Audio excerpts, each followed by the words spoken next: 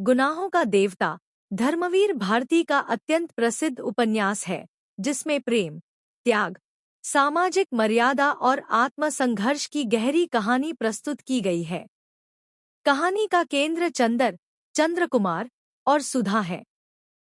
चंदर एक समझदार, संवेदनशील और आदर्शवादी युवक है, जो अपने गुरु डॉक्टर शुक्ला के घर रहता है। वहीं उसकी निकटता उनकी बेटी सुधा से हो जाती है। दोनों के बीच एक गहरा और पवित्र प्रेम विकसित होता है, लेकिन यह प्रेम कभी खुलकर व्यक्त नहीं होता, क्योंकि चंदर अपने गुरु का बहुत सम्मान करता है और सामाजिक मर्यादाओं को तोड़ना नहीं चाहता।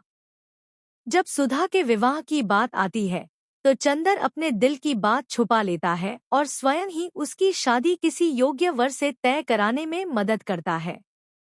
सुधा भी चंदर से प्रेम करती है, लेकिन अपने पिता की इच्छा के आगे झुककर विवाह स्वीकार कर लेती है। इस घटना से दोनों के जीवन में गहरा भावनात्मक मोड़ आता है।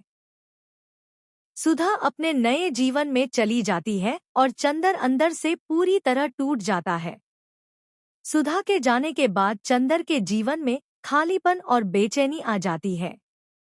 वह अपने आदर्शों से भटकने लगता है और पम्मी, एक आधुनिक और स्वतंत्र विचारों वाली लड़की, के संपर्क में आता है।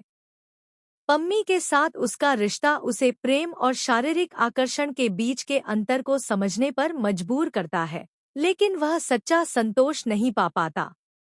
इस दौरान चंदर का आंतरिक संघर्ष और गहरा हो जाता है। वह अपने किए गए निर्णयों पर पछताता है और जीवन के अर्थ को समझने की कोशिश करता है। कहानी के अंत में चंदर को यह गहरा एहसास होता है कि सच्चा प्रेम केवल पाने में नहीं, बल्कि त्याग, समर्पण और आत्मिक पवित्रता में निहित होता है। सुधा और चंदर का प्रेम अधूरा रहते हुए भी एक उच्च आदर्श बन जाता है।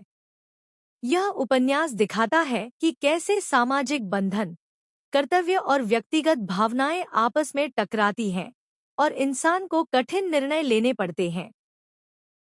गुनाहों का देवता मानव मन की गहराइयों, प्रेम की पवित्रता और जीवन के नैतिक द्वंद्वों को अत्यंत संवेदनशील और प्रभावशाली ढंग से प्रस्तुत करता है।